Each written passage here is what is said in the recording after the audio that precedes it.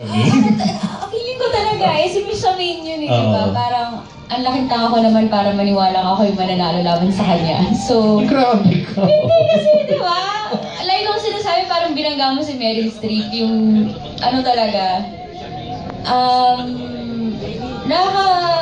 anong nanalo talaga ako? Actually, si Lloyd yung una nagsabi sa akin. Nasa New York kami nun tapos sabi niya, nanalo ka. So, ang tagal talaga ina-absorb ko talaga yung... Mas sa una niyang nalaman? Hindi, kasi nung awarding, parang madaling araw sa New York. So, tulog kami. Tapos, pagising niya, nakita na lang niya yata sa Instagram, kinocongratulate ako ng mga tao. Hindi ko pa kasi sinag-check yung phone ko. Ang dami na rin palang nag-congratulate. So, ngayon nanalo ako, inigising niya ako. Sobrang siya excited para sa akin. So, yun talaga ako sabi ko talaga, paano ako nanalo? Yung parang, feeling ko,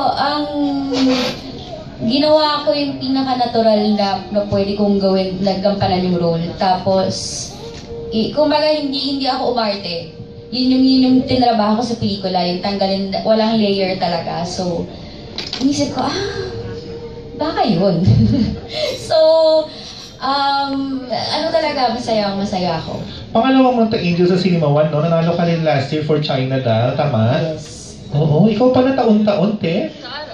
Wow. Hindi na nga ako gagawa this year, baka wala ka chance yung iba.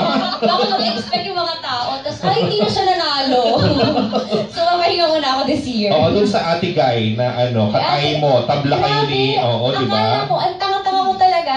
Akala ko, nominated kami, hindi ko alam na pag-Gawad Tanglaw pala, panalo na kagad. Di ba ganun yung mga awards? Di ba kami nominated, tapos pinagpilian, kayo yung nanalo ng dalawa. Kaya nga, ang tanga ko nga. Tapos, kinongratulate ako ni Director. Sabi ko naman, thanks, ganyan. Tapos nag-text ako ulit, sandali, nanalo ba ako? Akala ko kasi, parehas kaming nominated, kasama ng iba pang mga artista. Sabi niya, oo, panalo yun, ganyan. Tapos sila Maha, ang tanga mo naman, parang unang pa lang, post mo, alam na namin panalo ka. So, hindi talaga ako makapaniwala. Ang tagal talaga, ang tagal bago ko ma-absorb. Like kung sinasabi, di ba, yung kapag kalaban mo si Ate Guy, okay na, bigay mo na kay Ate Guy, huwag ka na umasa. Pero yung makatay mo si Ate Guy, sandali, di ba? So, paano eksena pag nakita kayo sa awarding Mars? Nalapit ka, ano sasabihin mo kay Ate Guy? Although may mga nagre-react na mga Noranian nakatay ko siya. Huwag naman. Noranian din naman ako, sa Birmanian. Ano yung sisip? Sharonia. Ano sabihin mo? Pag hawak nyo ng dalawa... Baka sa akin yung Birmanian, parehas ko talaga. Pag hawak mo nyo ng dalawang tropeyo, anong sasabihin? Anong maramdaman mo? Anong sasabihin mo kay Ate Guy? Walang hiwala. Pwede to. Ate Guy, totoo to. Nakatrabaho ko naman siya sa whistleblower. So, ay, okay lang showing ng Mars. natatawa naman siya sa akin. Pagka nakikita niya ako, sabi niya, magpatawa ka nga. Sabi ko, ay, clown, Ate Guy. Tapos sabi niya, alam mo, lagi kitang pinapanood sa Going Banana. Sabi ko, Ate Guy, wala na. Going Banana? Sabi ko, alin po, yun nandun po sila, Direk Bobol, sila Johnny Delgado. Hindi yun. Sabi niya mo, Going Banana. Sabi niya, yun na yung show mo nga.